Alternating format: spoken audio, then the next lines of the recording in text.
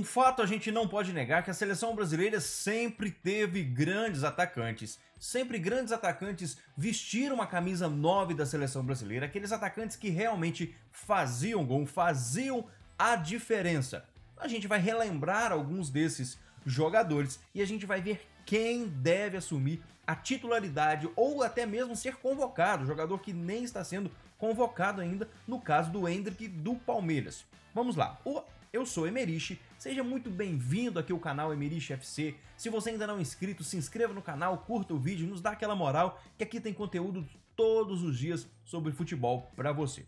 Seleção brasileira, para quem lembra do passado, né? Alguns são mais novos, outros são mais velhos, alguns estão aprendendo futebol agora, mas a seleção brasileira já teve grandes craques, grandes nomes, já vestiram a camisa da seleção brasileira a 9, mas antes também tinha a 11, que era do Romário, Romário que fazia a função do 9, né, mas usava a 11, era um dos grandes finalizadores da história do futebol brasileiro e mundial. Nós vamos relembrar alguns jogadores e ver qual deles faz falta, qual deles poderia ainda estar na seleção brasileira e quais deles, daqueles que estão jogando, não merecem a camisa da seleção brasileira e quem deve assumir a seleção brasileira a camisa 9. A gente lembra muito bem, vou colocar 3 aqui, ó. Luiz Fabiano, esse do meio, Ronaldo e Fred. Números. A gente sabe que o que conta são números. A seleção brasileira, nem todos os jogadores que passaram pela seleção brasileira, nem todos que vestiram a camisa 9, por mais que foram grandes goleadores nos seus clubes, não fizeram sucesso com a camisa da seleção brasileira. Eu acredito que aqui nós tivemos uma decadência. Quando nós tínhamos o Ronaldo, começando lá em 94, brilhou na Copa de 98, brilhou mais ainda em 2002, foi até bom na Copa de 2006, e depois, a partir daí, nós tivemos o Luiz Fabiano. Luiz Fabiano que começou a dar uma queda no nível, mas era um baita atacante, foi bem também na seleção brasileira, mas nem tanto. E depois aí a gente teve o Fred, o Fredon, o Bigodon. O Fred que foi bem nos clubes por onde passou, na Europa, no Brasil, porém na seleção brasileira, a camisa 9 não foi muito bem para ele. Ele ganhou até apelido de Cone na Copa de 2014, eu acho que também de forma injusta, porque a bola não chegava para ele.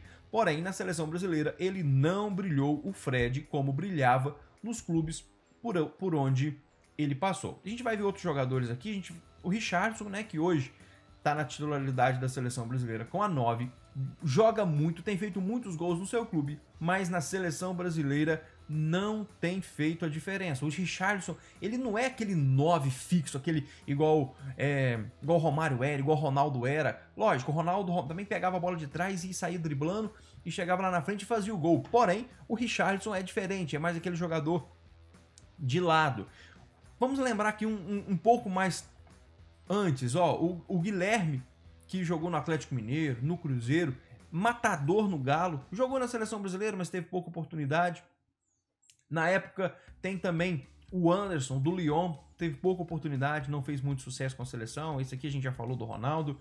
Teve também o Everton, na época do Borussia Dortmund, que na seleção brasileira também não brilhou. Luiz Fabiano que a gente já falou. Esse aqui, ó.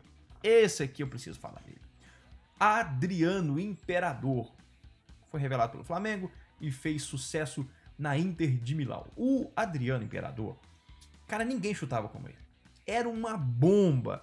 Ele só não foi pra frente porque ele não quis no futebol, porque ele tinha tudo pra ser um dos melhores 9, um dos melhores atacantes da seleção brasileira, porque é aquele cara forte, que jogava dentro da área, que brigava com o zagueiro e tinha uma finalização quase que perfeita, porque ninguém é perfeito, mas podemos dizer que era quase perfeita as finalizações do Adriano, mas infelizmente isso não foi pra frente. Ronaldo, que foi em 2006, né, isso aqui ano a ano. Wagner Love em 2007, Wagner Love também não brilhou com a camisa da seleção brasileira. Em 2009 voltou Luiz Fabiano, em 2010 Luiz Fabiano. Em 2011 tivemos Alexandre Pato, aquele que era a possível revelação de ser um dos melhores atacantes da história do futebol brasileiro. Foi vendido de forma milionária para o Milan e nada aconteceu com o Alexandre Pato até hoje. Também não vai ser agora que vai acontecer. Fred volta em 2013 e 2014. Tivemos a passagem do Diego Tardelli, que teve poucas oportunidades, brilhou muito no Atlético Mineiro, é ídolo no Atlético Mineiro, porém não teve tantas oportunidades no Galo. Ele também não é aquele jogador finalizador 9 fixo ali, ele é mais de beirada, mas usou a camisa 9. Outro que não foi bem na seleção brasileira, o Jonas que foi bem lá. Às vezes você não lembra, não sabe da carreira do Jonas. O Jonas foi muito bem na Europa, mas aqui no Brasil, na seleção brasileira, não mandava bem. E aqui a gente finaliza, dentre os que já estão vestindo a camisa da seleção brasileira nos últimos anos, o Gabriel Jesus, que tá jogando muito no Arsenal, que joga muito na Europa, mas também não brilha. É conhecido como aquele jogador camisa 9 que não marca pela seleção brasileira na Copa do Mundo. Então isso é muito ruim, a fama é muito ruim. E quem pode ser o atacante da seleção brasileira? Será que está pintando um craque? Será que está pintando um ídolo? Porque a gente olha pro Endrick. Cara, o Endrick no Palmeiras, a forma que ele domina a bola, que ele vai pra cima, que ele toca na bola, que ele chuta, é de craque. Calma, tá cedo ainda, o garoto tem 17 anos, tá novo, mas eu já o colocaria na seleção brasileira. Talvez não como titular, mas assim, talvez no momento ele não entrasse como titular. Mas se começar a colocar ele e o cara der conta do recado, por que não colocar o Endrick? Não sei se ele vai estar na próxima lista do Fernando Diniz, mas a gente gostaria muito de ver um grande jogador como o Endrick, que tem um futuro impressionante. O Ronaldo começou com 17 anos, me faz lembrar muito do Ronaldo começando lá em 94, onde ele nem jogou a Copa do Mundo, mas já estava presente ali com a seleção brasileira, ganhando experiência. E esse menino, você concorda comigo? Concorda comigo? Esse menino tem um futuro brilhante na seleção brasileira e na sua carreira. A gente torce para que tudo dê certo, ele tá indo pro Real Madrid em 2024, espero que ele fique no Real Madrid e não vá para um clube inferior da Europa. Sim, que eu espero que ele jogue no Real Madrid, lá ao lado de Vini Júnior, ao lado de Rodrigo, mais dois brasileiros, né, os Vini Júnior e o Rodrigo, que renovaram com o Real Madrid. Cara, jogar lá do lado do Bellingham, de Modric, é um baita elenco, O Endrick, eu colocaria ele sim como titular da seleção brasileira. Já fazia teste, bota o cara, bota lá pra jogar um tempo, entra lá faltando 20 minutos, vai colocando o menino. E quem sabe, porque ele tem personalidade. Ele gosta de jogos grandes, ele não amarela, tudo bem que amarelinho tem que amarelar.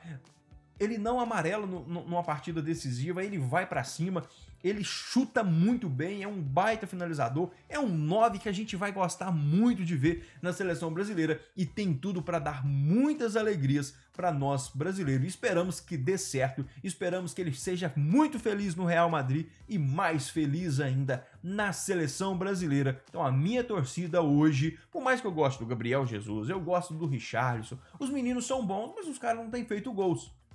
Então, eu acho que é hora de dar oportunidade, sim, para o Endrick do Palmeiras colocar a 9, a amarelinha da seleção brasileira, que tem tudo para ser o nosso ídolo futuramente. E quem sabe, um dos melhores ou o melhor jogador do mundo. A gente precisa botar essa confiança nele.